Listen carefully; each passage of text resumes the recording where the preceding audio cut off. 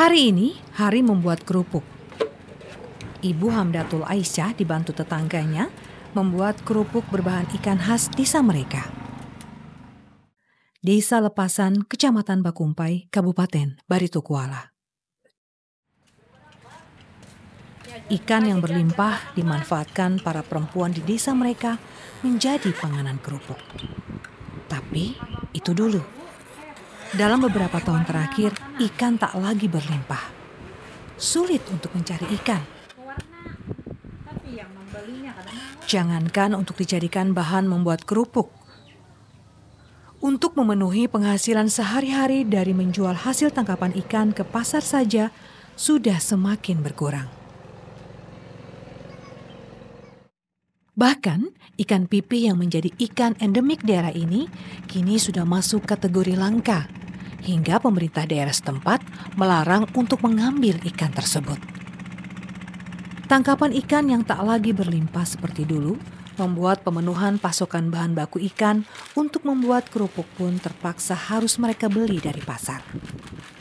Para pembuat kerupuk di desa ini pun harus berkreasi menghasilkan varian kerupuk lain, menyiasati bahan baku yang semakin sulit seperti membuat kerupuk nasi.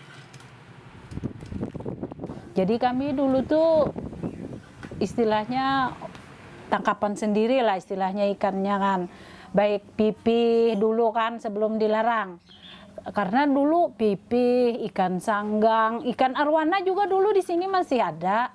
Masih ada di perairan sini. Lama-kelamaan kan pas yang banyu yang mulai hijau-hijau tuh dari yang krisis moneter itu mulai udah banyu yang hijau-hijau, ikannya berkurang. Akhirnya kami kesulitan kalau masih mengandalkan penghasilan di kampung ini. Lalu kami mencari solusinya, belilah di Pasar Marabahan. Kan Pasar Marabahan sentral dari kampung-kampung lain. Kumpul di situ, lalu kami di situ aja lagi sampai sekarang. Karena untuk sekarang kan kada memenuhi kebutuhan ikan bagi kami. Kalau di sini yang bikin kerupuk itu memang karena ikannya melimpah kan dulu. Kada mungkin dikonsumsi.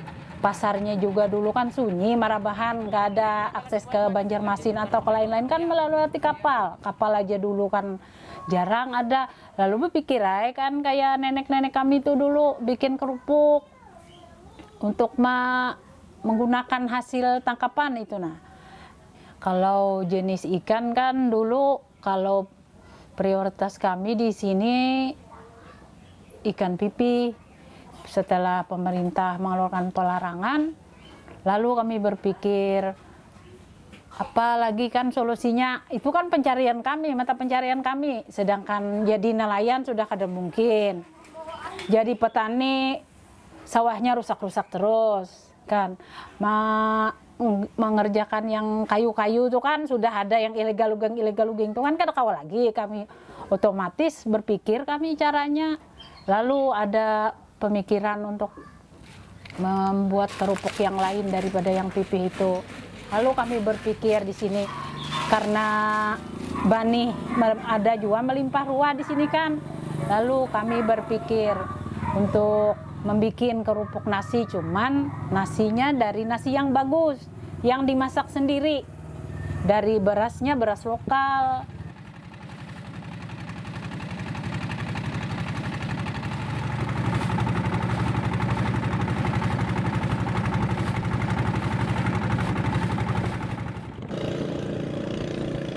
Kabupaten Barito Kuala masih masuk kategori daerah tertinggal. Daerah ini dikenal merupakan daerah dengan tanah gambutnya. Hal ini dikarenakan kondisi air di sungai yang ada di Kabupaten Barito Kuala memang berbeda dari daerah lainnya. Pada musim-musim tertentu, kualitas air akan menurun. pH air yang mudah menurun hingga rasanya yang asam.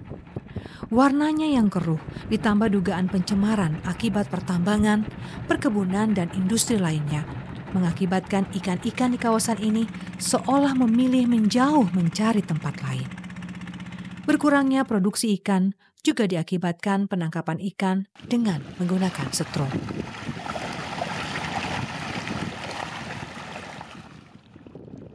Semakin berkurangnya populasi ikan, membuat warga desa Lepasan yang mengandalkan ekonomi mereka sebagai nelayan pun tak dapat berharap banyak lagi. Mencari pekerjaan lain mau tidak mau menjadi pilihan, atau hanya mengandalkan pekerjaan mayoritas masyarakat desa sebagai petani. Keluhannya kalau untuk nelayan, untuk saat ini aja, tahun ini aja hasil tangkapan mereka sangat berkurang. Sebenarnya kan ada musim-musim tertentu yang mereka tahu pada saat hasil ikan itu yang harusnya banyak, tapi akhirnya berkurang hasilnya.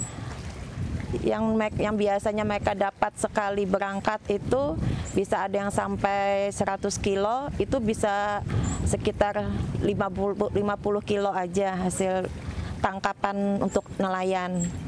Kita kan tidak bisa mengatur air, kita tidak bisa. Jadi mereka paling kalaunya air berubah, mereka memang tidak menangkap ikan karena hasilnya memang tidak ada juga kata mereka. Jadi mereka tahu perubahan air di sungai ini.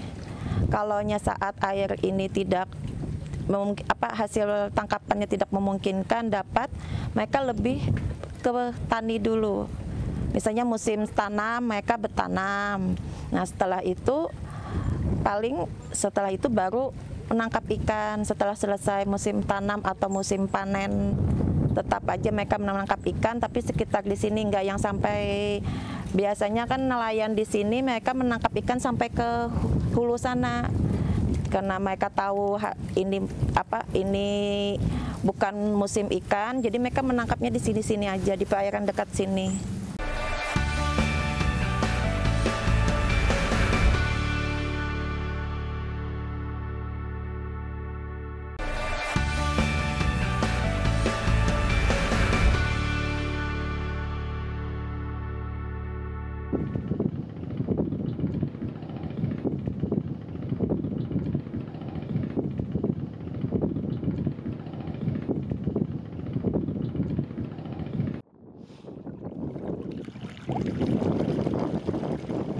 Budidaya ikan di tambak juga bisa kita temui di desa ini. Rumah-rumah warga yang berada di pinggiran sungai memungkinkan mereka membuat tambak. Namun kualitas air yang menurun juga berdampak bagi budidaya ikan mereka. Saat kualitas air menurun, tak jarang membuat ikan yang dipelihara di tambak mati.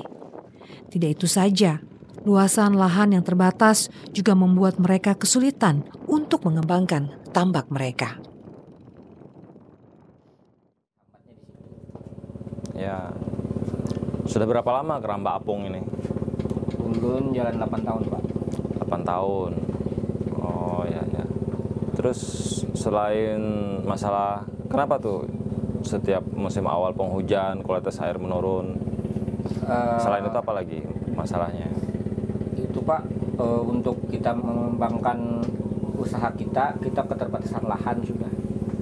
Untuk izin di bantaran sungai itu kita dibatasi. Ya, ini kan saya lihat banyak itu tuh aktivitas tambang, tongkang yang bawa batu bara ya. Nah, itu ada kendala nggak, ada masalah nggak dengan kualitas air dan yang lainnya? Kalau kualitas air di awal musim hujan biasanya dari lahan kebun sawit itu ada sedikit mengeluarkan limbah dari sana yang menyebabkan kualitas air kita menurun. Berarti kalau boleh saya simpulkan, dari aktivitas tambang, industri perkebunan di sini, khususnya untuk pembukaan lahan sawit yang semakin tinggi, itu mempengaruhi kondisi lingkungan di sini, khususnya ekosistem ikan di tempat pian. Nah, jadi karena ini keramba apung, satu-satunya ya apa yang terjadi dengan air pian tidak bisa mengatasi gitu. Ya, berarti mempengaruhi kualitas panen per tahun terus menurun berarti. Di tahun-tahun tertentu Pak, kita pasti menurun. Ya. Ya sudah Pak Ahmad, kayak begini, daripada keramba apung di sungai, kenapa nggak kita angkat di daratan aja? Karena di daratan nanti kalau kita pakai bioflok, ya itu kualitas airnya akan terjaga, akan kita rekayasa ya, suhu, temperatur, pH dan sebagainya. Kita akan sediakan juga nanti untuk powernya itu menggunakan tenaga angin dan matahari, sehingga jauh lebih ramah lingkungan. Ya, panen pian meningkat, hemat energi, ramah lingkungan, dan jadi contoh untuk UMKM lainnya. Ya, kira-kira Pak Ahmad bersedia untuk membantu penelitian kami? Sedia, Pak. Pak Ahmad, saya terima kasih ya. Kita jumpa lagi lain waktu, koordinasi dengan mahasiswa kami untuk menentukan spot dan yang lainnya.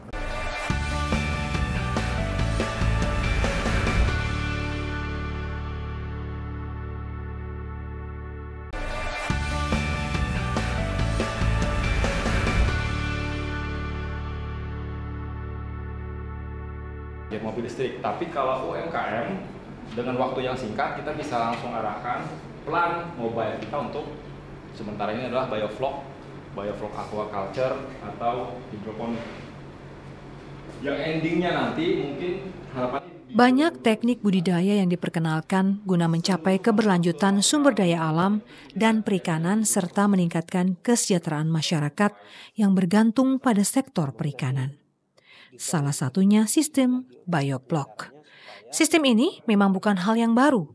Namun, berangkat dari sistem ini, Fadil dan teman-temannya sesama dosen di Politeknik Negeri Banjarmasin membuat teknologi energi baru terbarukan. Bioflok aquaculture diintegrasikan dengan sistem tenaga hibrid surya dan angin. Sistem yang diyakini sesuai diterapkan pada masyarakat pesisir dan pembudidaya ikan seperti halnya di Desa Lepasan, Kabupaten Baritokuala. kita tahu pencemaran lingkungan semakin tinggi akibat ada aktivitas tambang yang terus meningkat, aktivitas industri dan yang lainnya, sehingga kami mempertimbangkan coba untuk mengatasi masalah ini. Tentu saja bagaimana merubah energi konvensional menjadi energi baru terbarukan menggunakan energi yang berlimpah, matahari dan angin. Sehingga kami mencoba menggabungkan ini, bagaimana energi matahari dan angin ini menjadi satu buah produk melalui penelitian produk vokasi.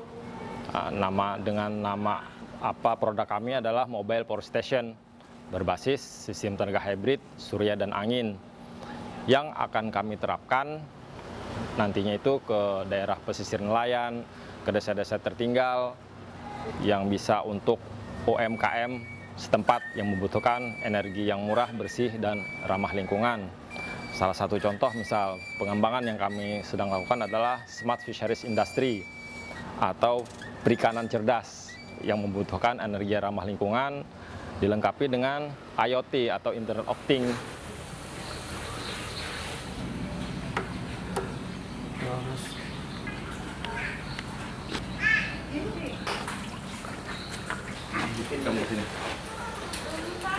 Kami melihat bahwa jika dipertahankan dengan keramba apung mereka secara konvensional itu akan menurunkan produktivitas panen ikan mereka. Kenapa? Pencemaran air sungai, ikan sudah tidak bisa penyesuaian dengan ekosistem mereka, sehingga perlu kami arahkan menggunakan konsep bioflok aquaculture system atau rekayasa air yang di daratan yang kita kemas menggunakan IoT, Internet of Things, dengan energi yang ramah lingkungan, menggunakan mobile power station yang jauh lebih modern. Yang harapannya ke depannya produktivitas ikan mereka meningkat, energinya murah, ramah lingkungan, bermanfaat untuk masyarakat. Kita tahu sendiri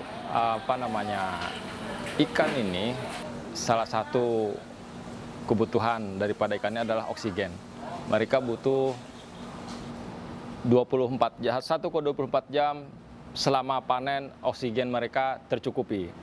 Nah, secara teknis jika mengandalkan listrik konvensional kita tidak tahu pemadaman listrik dari pemerintah itu kapan. Kalau kita taruh di daratan, tiba-tiba listrik padam sekian jam, ini akan mempengaruhi kondisi ikan. Nah, kami ingin mengatur di kestabilannya. Power yang terjaga 1 kali 24 jam sehingga mobil power station ini bisa sebagai backup power untuk mengatasi hal tersebut. Perbedaan dengan mobile power station yang lain adalah kami menggabungkan dua sumber, angin dan matahari. Kalau matahari saja hanya ada di siang hari, malam hari bagaimana? Sementara angin ini kan walaupun intermittent, tapi dia ada di siang dan malam hari. Kami coba menggabungkan ini kedua-duanya sehingga angin tak mesti berhembus, matahari tak selalu bersinar. Kalau kami gabungkan keduanya, insya Allah akan membawakan keberkahan. Insya Allah. Peralatan kami ini kami pastikan mempunyai TKDN mendekati 75% untuk sementara. Kalau perbedaan secara khusus, peralatan kami adalah manufaktur poliban atau menggunakan komponen-komponen dalam negeri, ya, yang tentu saja ini akan mengurangi daripada substitusi import.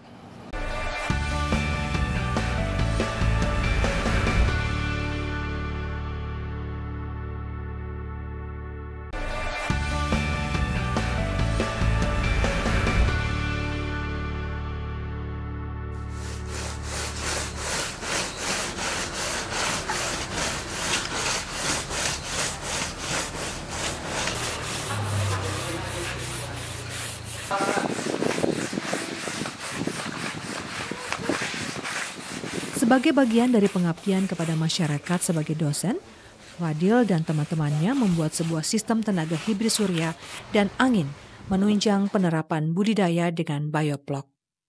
Produk yang dapat beroperasi pada semua kondisi cuaca dan yang terpenting mampu menjangkau wilayah terdepan, terpencil, dan terluar, seperti halnya Desa Lepasan, Barito Kuala.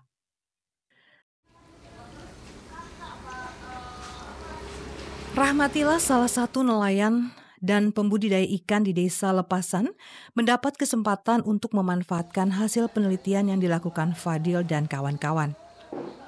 Rahmat termasuk pembudidaya ikan satu-satunya yang sudah memanfaatkan teknologi tenaga surya.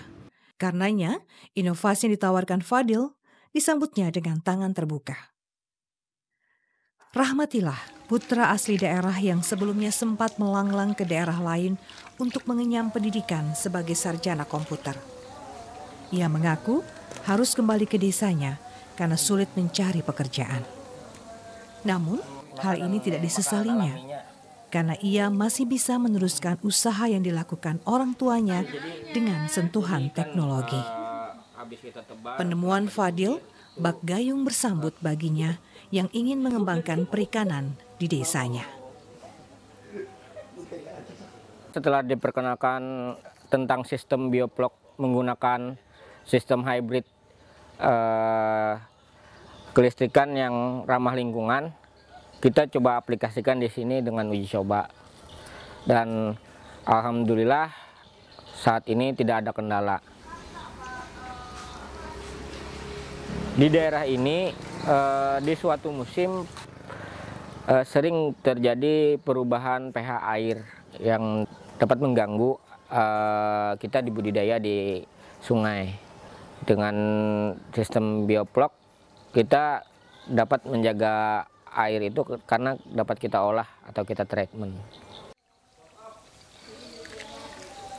Dengan sistem yang ada ini dapat lebih menghemat anggaran ketika kita berbudidaya. Jadi keuntungannya lebih besar. Karena kita dapat meminim dari segi produksi. Kolam bioblok yang ada insya Allah akan kita jadikan percontohan. Nanti ketika teman-teman ingin melihat lagi atau belajar lagi bioblok, bisa di sini. Semoga pemerintah terkait dengan lingkungan hidup, Dinas Perikanan, dan kita bisa bersama-sama menjaga kualitas air di Sungai Barito.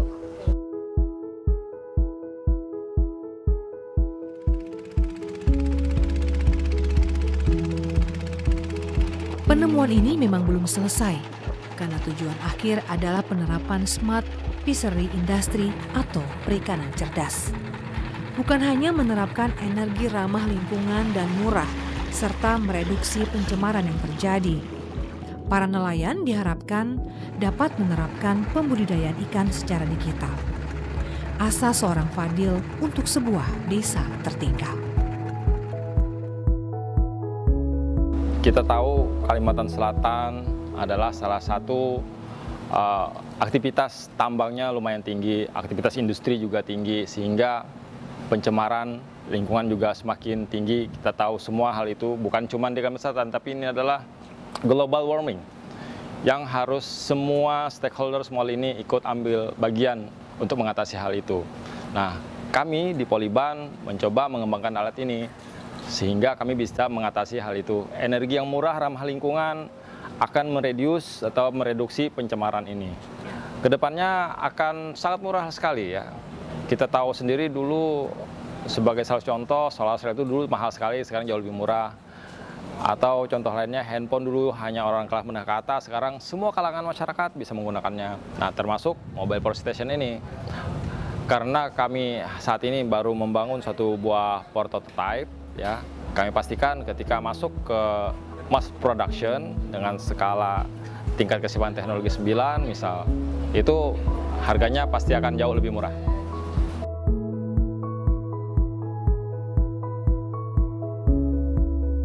Beralihnya budidaya ikan dari sungai ke daratan diyakini dapat membantu para nelayan untuk mengembangkan usahanya.